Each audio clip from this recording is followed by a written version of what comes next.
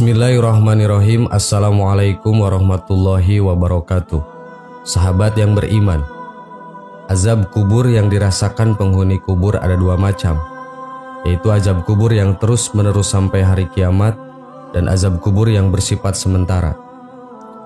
Di antara dalil yang menunjukkan adanya azab kubur secara terus menerus sampai hari kiamat adalah firman Allah Ta'ala, yang artinya, maka Allah memeliharanya dari kejahatan tipu daya mereka, dan Fir'aun beserta kaumnya dikepung oleh azab yang amat buruk. Kepada mereka ditampakkan neraka pada pagi dan petang, dan pada hari terjadi kiamat dikatakan kepada malaikat, masukkanlah Fir'aun dan kaumnya ke dalam azab yang sangat keras. Quran Surat Al-Mu'min ayat 45-46. Fakhruddin Ar-Razi Asy-Syafi'i rahimahullah dalam kitab tafsirnya berkata, demikian juga disebutkannya kata pagi dan petang tidaklah menghalangi bahwa yang dimaksud adalah ungkapan atas azab kubur yang berlangsung terus-menerus, sebagaimana firman Allah Ta'ala, bagi mereka rezekinya di surga itu tiap-tiap pagi dan petang. Quran Surat Maryam ayat 62. Adapun dalil dari As-Sunnah adalah hadis yang diriwayatkan dari Samroh bin Jundab tentang mimpi Nabi SAW. Dalam sebuah hadis yang panjang, di dalamnya diceritakan, adapun orang yang kamu lihat mulutnya ditusuk dengan besi adalah orang yang suka berdusta dan bila berkata selalu berbohong, maka dia dibawa hingga sampai ke ufuk, lalu dia diperlakukan seperti itu hingga hari kiamat.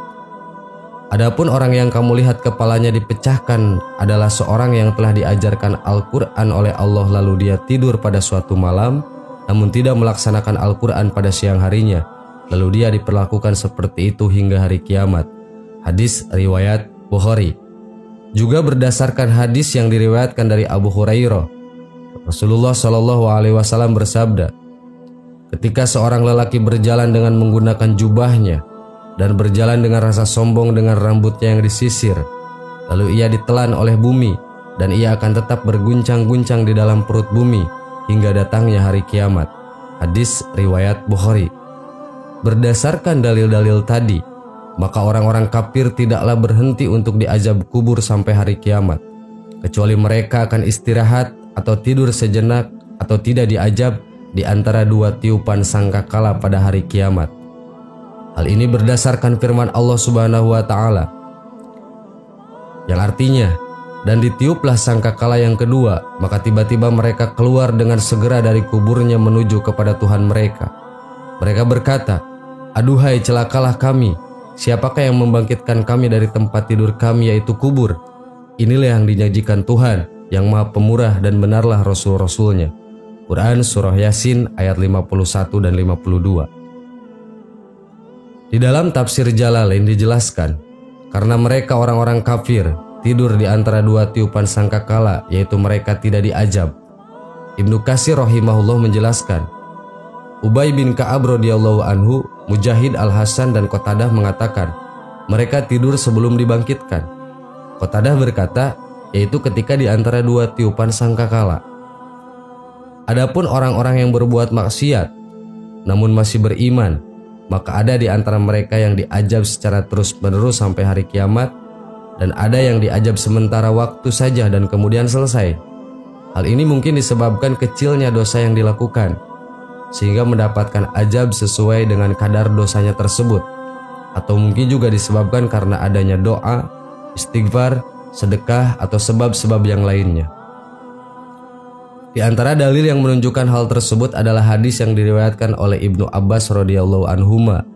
Beliau menceritakan, Nabi SAW melewati dua makam, kemudian berkata, sesungguhnya mereka sedang diazab. Tidaklah mereka diazab karena perkara yang besar menurut pandangan mereka. Adapun salah satunya dia tidak melindungi diri dari air kencing, sedangkan yang lain dia suka berbuat namimah atau adu domba. Kemudian beliau mengambil pelepah kurma basah dan membelahnya lalu menancapkan setiap belahan ke masing-masing makam. Para sahabat berkata, wahai Rasulullah, mengapa engkau melakukan hal ini? Rasulullah bersabda, semoga mereka diringankan azabnya selama pelepah kurma ini belum mengering. Hadis muttafaqun alaih. Sahabat yang beriman, Demikianlah pembahasan tentang dua jenis azab kubur. Semoga Allah Ta'ala menyelamatkan kita dari azab kubur yang mengerikan. Amin. Wallahu a'lam. Wassalamualaikum warahmatullahi wabarakatuh.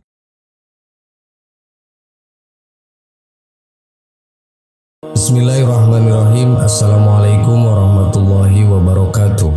Sahabat yang beriman, setiap yang hidup pasti akan mengalami kematian. Salah satu tempat yang pasti akan menjadi tujuan terakhir saat manusia telah meninggal adalah kuburan. Di tempat tersebut manusia akan memulai mempertanggungjawabkan setiap amal perbuatan baik dan buruknya selama hidup di dunia. Ternyata kuburan setiap harinya berseru meneriakan peringatan kepada manusia tentang hal yang harus dipersiapkan sebelum masuk ke alam kubur. Berikut 5 peringatan bagi manusia yang masih hidup dari alam kubur. Dijelaskan dalam kitab Daqaiqul Akbar. Di antaranya 1. Carilah teman yang akan menemanimu di alam kubur. Alam kubur adalah tempat yang sunyi dan sepi. Tak ada seorang pun dari sanak saudara yang masih hidup yang mau menemani. Bagi orang-orang yang gemar membaca Al-Quran sewaktu hidupnya di dunia, Al-Quran akan menemaninya di alam kubur sampai ia dimasukkan ke dalam surga. 2. Carilah penerang yang akan menerangimu di alam kubur. Ada banyak hal yang dapat dilakukan untuk mendapatkan penerangan di alam kubur. Salah satunya adalah dengan mengerjakan sholat. Hal ini sebagaimana dijelaskan dalam sebuah hadis. Sholat adalah cahaya, sedekah merupakan bukti nyata, sabar itu sinar, dan Al-Quran adalah pembelamu atau penuntunmu. Hadis riwayat Muslim. 3. Carilah alas tidur untuk alasmu di alam kubur. Amal soleh dan kebaikan-kebaikan yang dilakukan selama hidup di dunia nantinya akan menjadi alas tidur bagi mayit di alam kubur. Salah satu amal soleh itu adalah membaca Al-Quran. Selain akan menjadi teman di alam kubur, Al-Quran akan memberikan alas tidur bagi si mayit kelak di alam kubur. Hal tersebut sebagaimana disampaikan oleh Al-Bazar dalam kitab La'alli Masnunah yang menjelaskan bahwa kelak Al-Quran akan menghamparkan tempat tidur dari permadani sutra yang penuh dengan kasturi dari Mala'il A'la. 4. Bawalah racun dari bumi untuk membunuh ular di alam kubur. Bagi orang-orang yang beriman, racun untuk membunuh ular di alam kubur itu adalah bacaan Bismillahirrahmanirrahim. Dengan membaca ini, berarti seseorang telah menghambakan diri sepenuhnya kepada Allah. Ular penyiksa di alam kubur itu bernama ular tinin. 5. Perbanyak membaca kalimat tauhid. Dengan memperbanyak membaca kalimat tauhid, La ilaha illallah Muhammadur Rasulullah, meresapi dan memahami maknanya, maka hal tersebut dapat mempermudah mayit dalam menjawab pertanyaan malaikat di alam kubur. Hal tersebut dikarenakan kalimat ini merupakan zikir yang paling utama. Barang siapa di akhir hayatnya mengucapkan kalimat tauhid ini, maka ia mendapatkan jaminan surga. Sahabat yang beriman, demikianlah 5 peringatan yang diteriakkan oleh kuburan kepada manusia setiap harinya.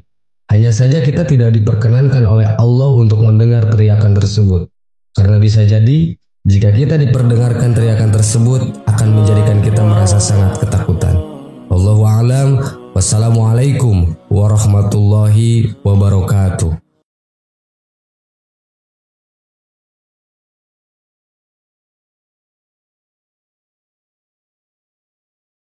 Subhanallah walhamdulillah wa la ilaha illallah wallahu akbar. Subhanallah walhamdulillah wa la ilaha illallah wallahu أكبر سبحان الله